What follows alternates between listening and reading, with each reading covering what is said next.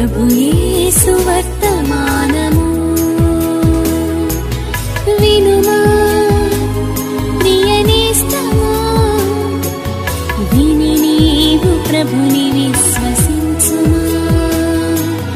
వినుమా ప్రియనేస్తమా, విని నీవు ప్రభుని విశ్వసించుమా. ఎవరి వైపు మనం చూడాల్సింది? ఒక రోజునాడట ఓ సంఘంలో నుంచి ఒక యవనస్తుడు అయ్యగారి దగ్గరకు వచ్చాడట. వచ్చి అన్నాడట, అయ్యగారు నేను మందిరాన్ని విడిచిపెట్టేద్దాం అనుకుంటున్నానండి అన్నాడట.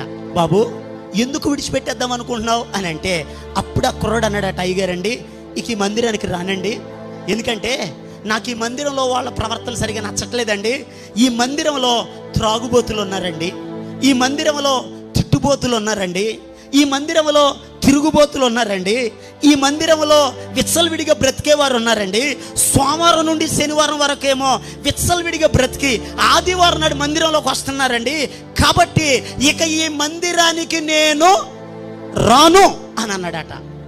రానంటే అయ్యగారు ఏం చేస్తారు?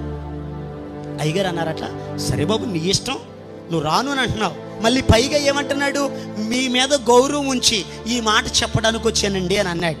అప్పుడు అయ్యగారు అన్నారట, సరేనయ్యా నేనంటే నీకు ఏముంది, గౌరవం ఉంది, కాబట్టి ఆ గౌరవంతో వచ్చి చెప్పడానికి వచ్చావు. అయితే ఒక్క పని చేయి, నా మీద ఉన్న గౌరవంతో రేపు ఒక్క ఆదివారం నువ్వు రా, ఆదివారం వచ్చి ఇక నువ్వు వెళ్ళిపో. సరేనా అయ్యగారు, మీ మీద ఉన్న గౌరవంతో రేపు ఆదివారం నేను వస్తానయ్యా అని అన్నాడు. నెక్స్ట్ ఆదివారం ఆ కుర్రాడు వచ్చాడట. అప్పుడు అయ్యగారు చేసిన పని ఏంటో తెలుసా? చాలా చక్కగా పాటలు అయిపోయాయి, ఆరాధన అయిపోయింది, వాక్యానికి ముందు సాక్ష్యాలకు సమయం ఇచ్చి సాక్ష్యాల తర్వాత ఆ యవనస్తుడిని స్టేజీ మీదకి పిలిచాడట. దేవుని స్తోత్రం చెప్పండి. ఈ యవనస్తుడు అనుకున్నాడు, ఇది ఎక్కడ గొడవరా, అయ్యగారికి ముందు చెప్పేశాను, అందుకే నన్ను స్టేజీ మీదకి పిలిచి ఇప్పుడు నేను చెప్పిన మాటలన్నీ చెప్తాడేమో, వీళ్ళందరూ నన్ను కొడతారేమో అని కంగారు పడుతున్నాడు. అయ్యగారు అన్నాడు, బాబు ఏం కాదు, ఇక నువ్వు రేపు వచ్చే వారం నుంచి మందిరానికి ఇక రావు కదా, ఈ రోజు నాడు ఒక చిన్న పని చేసి పెట్టాలి బాబు నీవు అని అన్నాడు. అయ్యగారు ఏం చేయమంటారు చెప్పండి అని అన్నాడు. ఏమీ లేదయ్యా, ఇదిగో ఒక గ్లాసు నిండా నీళ్ళు ఇస్తున్నాను నేను, నువ్వేం చేయాలేనంటే ఆ గోడకి పిల్లరకి మధ్యలో ఈ ప్రక్కన మొత్తం ఖాళీ చేయించాడు అయ్యగారు. ఖాళీ చేయించన్నారు, గ్లాసు నిండుగా నీళ్లు పోసేసాను. ఇప్పుడు నువ్వేం చేయాలేనంటే ఈ గ్లాసు తీసుకుని ఒక్క చుక్క కూడా నీళ్లు కిందకి వలకకుండా నువ్వేం చేయాలి అంటే ఇలా వెళ్ళి ఈ చివరికి వెళ్ళి ఆ చివరికి వచ్చి ఇలాగూ 3 సార్లు తిరిగిరా, గ్లాస్ ఇక్కడ పెట్టి ఇక వెళ్ళిపో అని అన్నారట. దేవుని స్తోత్రం చెప్పండి. గ్లాసు నిండుగా ఏమున్నాయి? నీళ్ళు ఉన్నాయి. ఈ నీటిలో ఒక్క చుక్క కూడా కిందకి వలకకూడదు. నువ్వేం చేయాలి, మందిరం అంతా కూడా ప్రజలంతా మధ్యలో కూర్చున్నారు, ఈ ప్రజల చుట్టూ నువ్వేం చేయాలి, 3 సార్లు తిరిగి రావాలి అని అన్నారు. ఆ మాట చెప్పగానే ఈ యవనస్తుడు, సరేనా అయ్యగారు మీరు చెప్పారు కదా మీ మీద గౌరవంతో చేస్తానని గ్లాస్ తీసుకుంటున్నాడు. గ్లాసులో నీళ్లు వలకకుండా ఇప్పుడు ఏం చేస్తున్నాడు తెలుసా, గ్లాసు వైపు చూస్తూ జాయిగా నడుచుకుంటూ ఇలా వెళ్ళాడు, ఆ చివరికి వెళ్ళాడు, అలా వచ్చాడు, ఈ చివరి నుంచి ఇలా వచ్చాడు. ఒకసారి అయ్యింది, రెండోసారి తిరిగాడు, మూడోసారి తిరిగాడు, మూడోసారి తిరిగి వచ్చిన తర్వాత అయ్యగారు ఒక్క చుక్క బొట్టు కూడా కింద వలకలేదయ్యా, నేను మీరు చెప్పినట్లుగా చేశాను, ఇదిగోండి గ్లాసు అని అన్నాడట. వెంటనే అయ్యగారు ఆ గ్లాస్ తీసుకుని, బాబు చాలా అద్భుతం, ఒక్క చిన్న బొట్టు కూడా కింద వలకకుండా బాగా తీసుకొచ్చావు, మంచిదే. నేను ఒక చిన్న ప్రశ్న నిన్ను అడుగుతున్నాను, నీవు ఇప్పుడు ఎక్కడ తిరిగావో తెలుసా? సంఘంలోనే తిరిగావు కదా. ఇప్పుడు గ్లాసు తీసుకుని నీవు సంఘంలో తిరుగుతూ ఉంటే తిరుగుబోతులు కనపడ్డారా అని అన్నారట. కనబడలేదు అయ్యగారు. త్రాగుబోతులు కనపడ్డారా అని అన్నారట. కనబడలేదు అయ్యగారు. తిట్టుబోతులు కనపడ్డారా? కనబడలేదు అయ్యగారు. ద్వేషించేవాళ్ళు కనపడ్డారా? కనబడలేదు అయ్యగారు. నిందలేసేవాళ్ళు కనపడ్డారా? కనబడలేదు అయ్యగారు. ఎందుకు కనబడలేదు బాబు నీకు, వాళ్ళంతా మధ్యలోనే ఉన్నారు కదా అన్నాడట. అప్పుడు యవనస్తుడు అన్నాడట, నేను ఆ లెంక చూస్తే నీళ్ళు ఒలిగిపోతాయి కదండి, కాబట్టి నా దృష్టి అంతా ఎక్కడ పెట్టాను, ఈ గ్లాసు మీదే పెట్టానయ్యా, ఆ వచ్చిన వాళ్ళ వైపు చూడలేదు, అందుకే నాకు వాళ్ళు కనబడలేదు అని అన్నారట.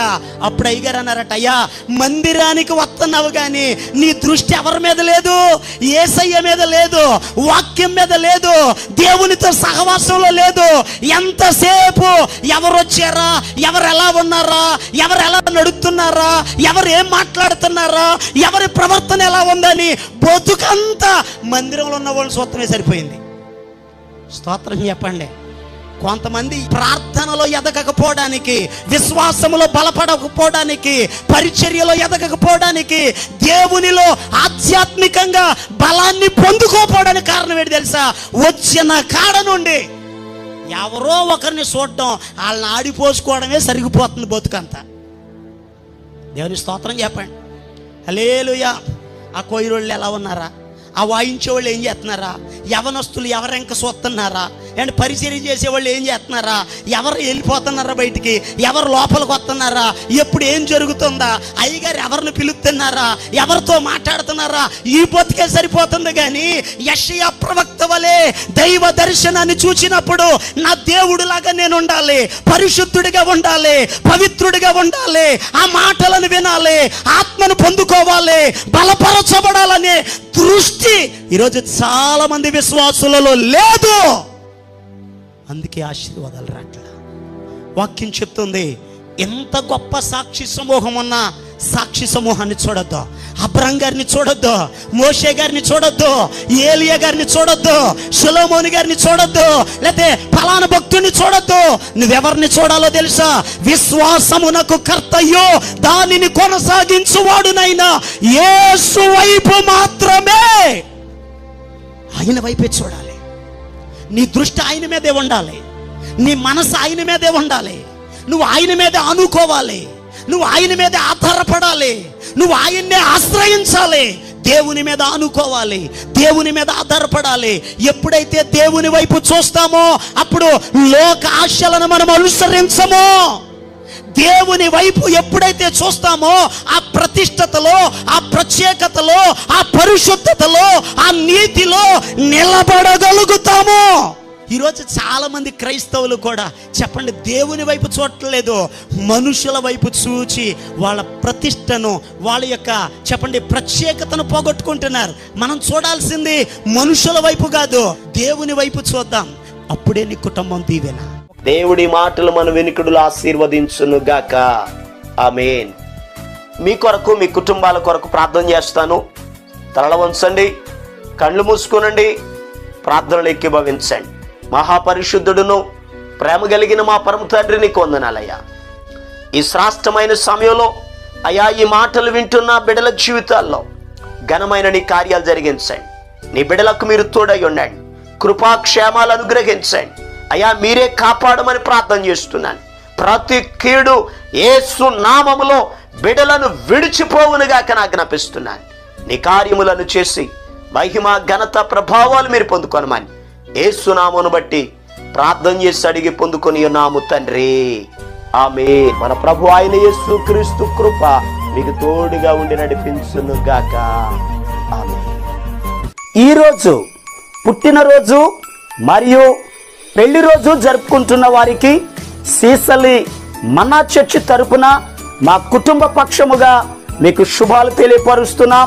మే గాడ్ బ్లెస్ యూ.